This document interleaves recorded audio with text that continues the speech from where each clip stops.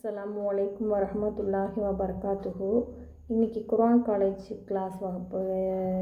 College வகுப்பில் வந்து இன்றைக்கி எத்தனாவது கிளாஸில் இருக்கோம்னா 20வது கிளாஸில் இருக்கோம். இது வரைக்கும் ரப்பு அப்படிங்கிற ஒரு வார்த்தைக்கு அர்த்தமும் அதோடைய தன்மையும் பண்புகளையும் பார்த்தோம்.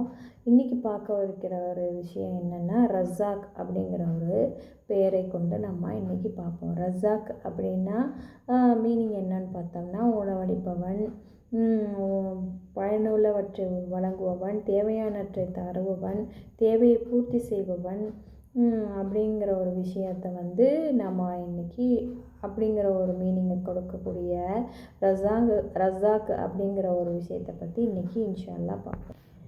நம்ம இந்த ரஸாக் அப்படிங்கிற ஒரு வார்த்தையோடைய பண்பை நம்ம அறிஞ்சிக்கிட்டோம் அப்படின்னா, பண்பு வந்து நம்ம வந்து அறிஞ்சிக்கிட்டோம்னா நம்மள்கிட்ட பொறாமையோ, அடுத்தவங்களை பார்த்துக்க பொறாமையோ, வந்து நமக்கு ஒன்றுமே கிடைக்கலையே அப்படிங்கிற ஒரு விஷயமோ, அவனுக்கு கிடச்சிருக்கு நமக்கு கிடைக்கல, பக்கத்து வீட்டுக்காரனை பார்த்து அது அவனுக்கு கிடச்சிருக்கு நமக்கு கிடைக்கலையேங்கிற ஒரு வார்த்தை நம்ம வாழ்க்கையில் வந்து நம்ம நினச்சி கூட பார்க்க மாட்டோம். ஏன்னா நமக்கு உணவளிப்பவனாக இருக்கட்டும், நமக்கு தேவைகளை பூர்த்தி செய்கிறவனாக இருக்கட்டும், எல்லாமே இறைவன்கிட்ட இருந்து தான் வருது.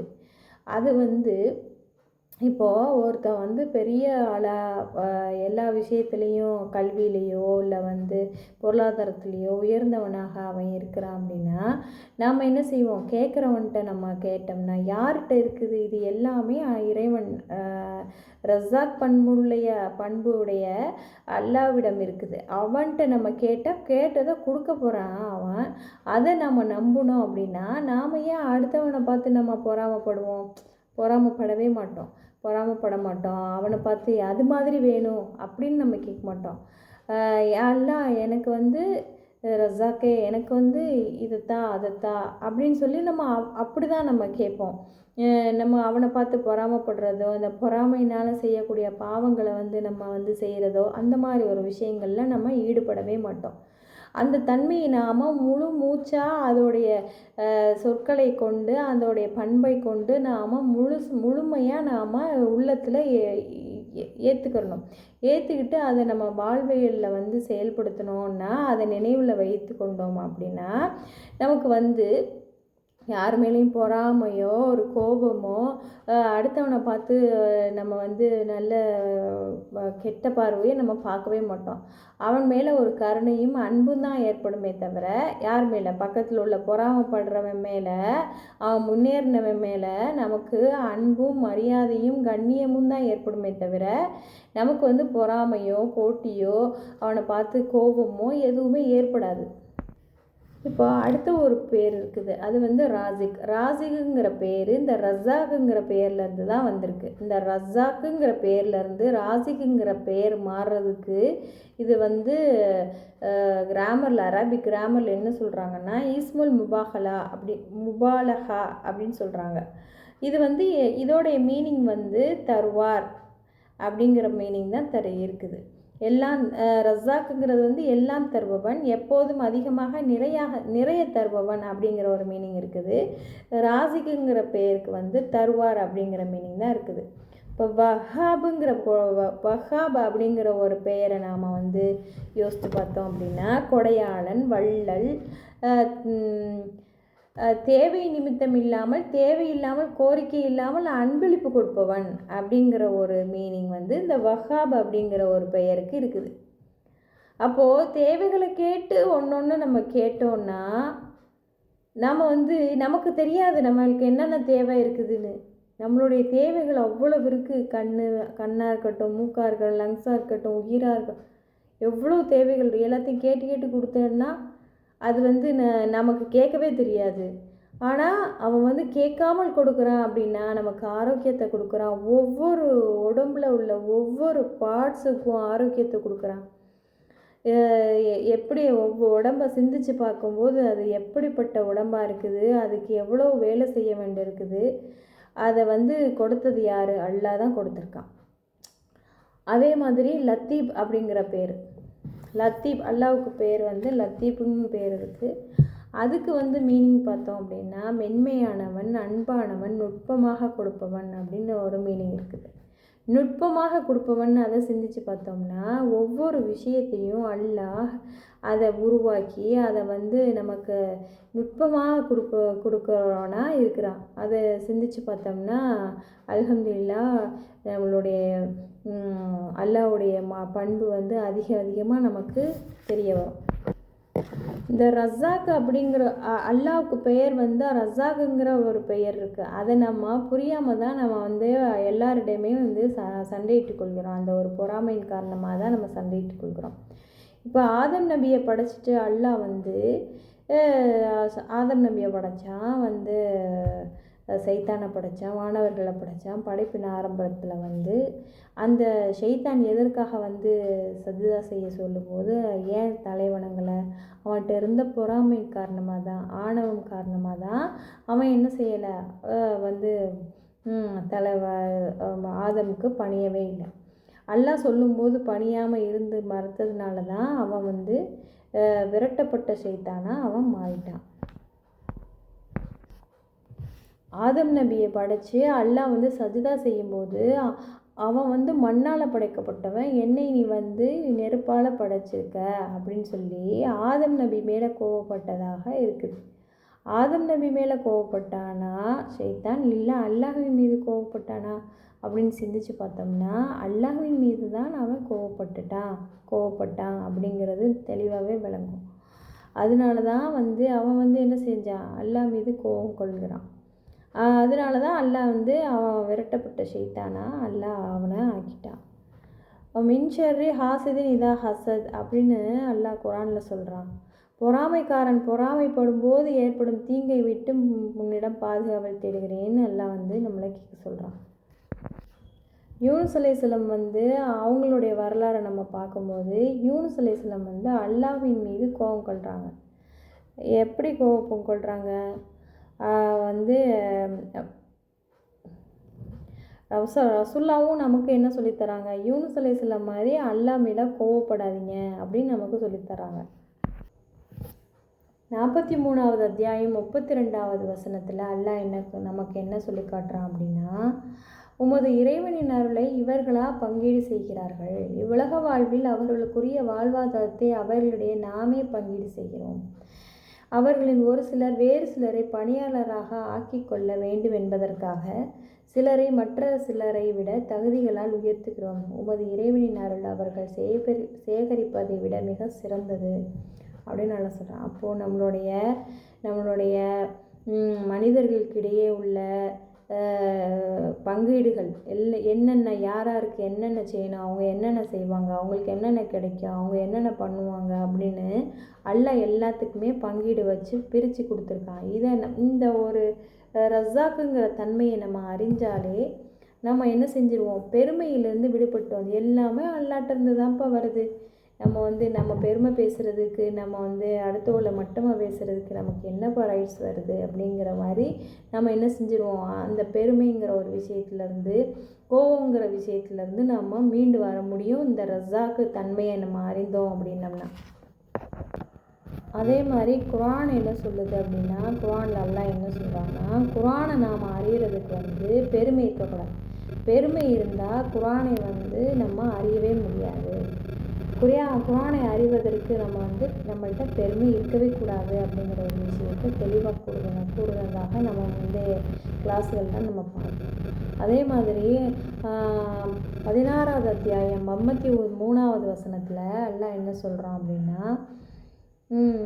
வமா பிக்கும் மின் நியமத்தின் ஃபமினல்லாஹி சும்ம இதா மஸ்ஸகுமுல் லுர்ரு ஃபைலைஹி தஜாரூன் அப்படின்னு நம்ம சொல்கிறாங்க. அதாவது உங்களிடம் உள்ள எந்த அருட்களையும் அல்லாவிடமிருந்தே வந்ததாகும். அதன் பிறகு உங்களுக்கு துன்பம் ஏற்பட்டால் அவனிடமே முறையிடுகிறீர்கள். இதை நின்று நம்ம யோசித்து பார்த்தோம் அப்படின்னா எந்த ஒரு அருட்கொடையும் அல்லாட்டிருந்து தான் வருது. அது இல்லாமல் போயிடுச்சு அப்படின்னா, உங்களுக்கு ஒரு துன்பம் ஏற்பட்டுருச்சு அப்படின்னா அதையும் நம்ம யார்கிட்ட தான் கேட்குறோம், அல்லாட்ட தான் கேட்குறோம். துன்பம் ஏற்படும் போது கேட்குறோம். ஆனால் ஒரு தேவைகள்னு வரும்போது அடுத்தவனை பார்த்து எப்படி நம்ம பொறாமைப்படுறோம், அவனுக்கு கிடச்சிருக்கு நமக்கு கிடைக்கல, எல்லாம் அந்த இடத்துல மறந்துடுறோம். ரஸாக்குங்கிற ஒரு தன்மையை மறந்துடுறோம்.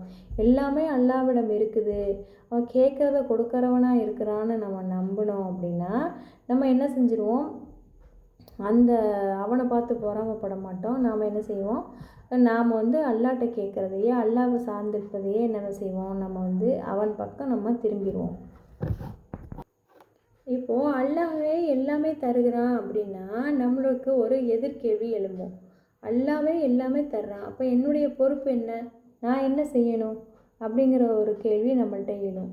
அப்போது அதுக்கும் நம்ம செய்கிற வேலையை அப்போ நம்ம சும்மாவே இருந்துடலாமே, அல்லா தான் எல்லாத்தையும் தருவானே அப்படின்னு நம்ம இருந்துட முடியாது.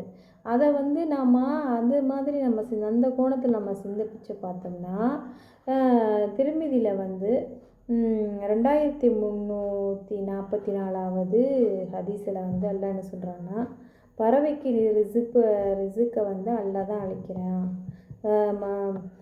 அல்லாவை மட்டுமே சார்ந்திருந்தால் கிடைக்காது, நம்மளுடைய முயற்சியும் இருக்கணும். பறவை தன் கூட்டிலேயே இருந்துருச்சு அப்படின்னா அதுக்கு உணவு கிடைச்சிருமா, கிடைக்காது. அதை கூட்டை விட்டு என்ன செய்யணும், வேலைக்கு போகிற மாதிரி அது உணவை தேடி போகணும். அதோடைய முயற்சியும் இருக்கணும், அல்லாவுடைய நாட்டமும் இருக்கணும். ரெண்டும் ஒன்றாக சேர்ந்தால் மட்டும்தான் அதுக்கு அல்லாஹ் கொடுக்குற உணவு கிடைக்க முடியும். அதே போல் நாமளும் என்ன செய்யணும், நம்மளுடைய முயற்சி இருக்கணும், அது கூட நம்மளுடைய துவாக்கள் இருக்கணும், அல்லாவையே சார்ந்திருக்கணும். அல்லாவை சார்ந்திருக்கிறதோடு மட்டும் இல்லாமல் அமைதியாக ஒரு இடத்துல இருந்தால் நமக்கு எதுவும் கிடைக்காது. அதை தேடி நாம் முயற்சி செய்யணும். அல்லாவுடைய உதவியை கொண்டு முயற்சி செஞ்சு அல்லாஹ் நாடி இது ரெண்டும் ஒன்று அமையும் போது நாம் நினச்சது கிடைக்க நிறைய வாய்ப்புகள் இருக்குது. 56வது அத்தியாயத்தில் அல்-வாக்கியாவில் 63வது வசனத்திலிருந்து நம்ம பார்த்தோம் அப்படின்னா, நீங்கள் எதை விதைக்கிறீர்கள் என்பதை சிந்தித்தீர்களா, அல்லாஹ் கேட்குறான் நம்மளை பார்த்து. அதை நீங்கள் விளைவிக்கிறீர்களா அல்லது நாம் விளைவிக்கிறோமா? அல்லாஹ் அவனுடைய தன்மையை எப்படி கேட்குறான் பாருங்கள். அவன் தான் விளைவிக்கிறான், அதுக்கு உண்டான ஏற்பாடுகளை அவன் தான் செஞ்சுருக்கான். அவன் நாடுனா மட்டும்தான் அது விளைய முடியும். நீங்கள் கடனாளியாக விட்டோம், நாம் நாடினால் அதை சருகலாக மாற்றி விடுவோம், அப்போது நீங்கள் கை சேதப்படுவோராக ஆகிவிடுவீர்கள். நாம் கடனாளியாகி விட்டோம், மேலும் நாம் பலனை விட்டும் தடுக்கப்பட்டு விட்டோம் என்று கூறுவீர்கள். நீங்கள் குடிக்கும் தண்ணீரை பற்றி சிந்தித்தீர்களா அப்படின்னு சொல்லி கேட்குறான்டா. அப்போது இந்த மாதிரி நாம் விவசாயம் என்னென்ன ப்ரொசீஜர்னு தெரிஞ்சு நாம் அதை தான் செய்ய முடியும். ஆனால் அல்லாவுடைய நாட்டத்தினால தான் அது விளைந்து வர்றது வெளியில் வர முடியும். இதில் எல்லாமே அல்லாவுடைய நாட்டமும் இருக்கணும், நம்மளுடைய முயற்சியும் இருக்கணும். 8வது வசனம் 8வது அத்தியாயம் 17வது வசனத்தில் இந்த குர்ஆன் வசனத்தில் அல்லாஹ் என்ன சொல்கிறான், நீங்கள் அவர்களை கொல்லவில்லை, மாறாக அல்லாஹ் தான் அவர்களை கொன்றான். நபியே, அவர்கள் மீது நீர் எறிந்தபோது அதை நீர் எறியவில்லை, மாறாக அல்லாஹ் தான் எறிந்தான். இறைநம்பிக்கையாளர்களுக்கு தன்னிடமிருந்த அழகிய அருட்கொடை வழங்குவதற்காக இவ்வாறு செய்தான். அல்லாஹ் செவியேற்பவன் நன்கறிந்தவன் அப்படின்னு அல்லாஹ் சொல்கிறான். அப்போது அல்லாஹ் மீது நம்பிக்கை வச்சு நம்ம ஒவ்வொரு காரியங்கள் செய்யும்போது அல்லாஹ் நம்மளுடைய முயற்சியும் தேவையாக இருக்குது, அல்லாஹ்வுடைய நம்பிக்கையும் தேவையாக இருக்குது, அதோட அல்லாஹ்வுடைய நாட்டமும் தேவையாக இருக்குது. இந்த 3 ஒன்றா அமைஞ்சால் மட்டும்தான் நமக்கு நல்லது எல்லாமே கிடைக்கும். நம்பிக்கையோடு நம்ம ஒவ்வொரு செயல்களையும் செய்யணும், நம்பிக்கையோடு கேட்கணும், அது கூட அல்லாஹ்வையே சார்ந்திருக்கணும். அல்லாஹ்ட்ட மட்டுமே நம்ம கேட்கக்கூடிய மக்களாக நாம் இருக்கணும். அல்லாஹ் குர்ஆனில் 3வது அத்தியாயம் 159வது வசனத்தில் அல்லாஹ் என்ன சொல்கிறான்னா, அல்லாஹ்வின் அருளை கொண்டே நீர் அவர்களிடம் மென்மையாக நடந்து கொள்கிறீர். ரசூலா மென்மையானவங்க தான் நம்ம பார்த்துருக்கோம். அது யாரை கொண்டு இருக்குது அப்படின்னா அல்லாஹ்வின் அருளை கொண்டு தான் அந்த மென்மையான ஒரு குணம் ரசூலாவுக்கு இருக்கிறதாக அல்லாஹ் சொல்கிறான். கடுகடுப்பானவராகவோ கடினம் உள்ளம் கொண்டவராகவோ நீர் இருந்திருந்தால் அவர்கள் உம்மை விட்டு பிரிந்து சென்றிருப்பார்கள். அவர்களை மன்னிப்பீராக, அவர்களுக்காக பாவ மன்னிப்பு கோருவீராக, உமது காரியங்களில் அவர்களுடன் ஆலோசனை செய்வீராக. நீர் முடிவெடுத்து விட்டால் அல்லாஹ்வின் மீதே நம்பிக்கை வைப்பீராக, நம்பிக்கை வைப்போரை அல்லாஹ் நேசிக்கிறான் அப்படின்னு அல்லாஹ் நமக்காக வேண்டியே ரசூல்லாவுக்கு சொன்னதாக நமக்கு சொல்கிறான். அப்போது நீங்கள் பாவ மன்னிப்பும் தேடணும், காரியங்கள் அவர்களுடன் ஆலோசனை செய்யணும். அப்புறம் நீர் முடிவெடுத்து விட்டால் அல்லாஹ்வின் மீதே நம்பிக்கை வைப்பீராக நல்லா சொல்லி காட்டுறான். நம்ம முடிவெடுத்துட்டோம்னா அல்லாஹ் மீதவே நம்பிக்கை வைக்கணும், நம்பிக்கை வைப்போரை அல்லாஹ் நேசிக்கணும். இந்த ஒரு வார்த்தையே நமக்கு போதுமானது. நம்ம எந்த ஒரு காரியம் செய்கிறதா இருந்தாட்டும், எந்த காரியமாக இருக்கட்டும், அதில் வெற்றி பெறணும் அப்படின்னா நம்மளுடைய முயற்சியும் இருக்கணும், நம்மளுடைய செயல்கள் அல்லாஹ்வை சார்ந்ததாக இருக்கணும், அல்லாஹ்ட்ட முழு நம்பிக்கை வைக்கணும். அது கூட அல்லாஹ்வும் நமக்கு நாடிட்டா நம்ம கேட்குறது அத்தனையுமே கிடைக்கும். அப்போ இந்த ரஸாக் தன்மையை நம்ம உணர்ந்தோம் அப்படின்னா நம்ம இதன் மூலமாக நாம் இந்த ஒரு விஷயத்தை நாம் அறிந்து கொள்ள முடியும் இன்ஷா அல்லாஹ். இத்துடன் எனது உரையை நிறைவு செய்கிறேன். அஸ்ஸலாமு அலைக்கும் வரஹ்மத்துல்லாஹி வபரகாத்துஹு.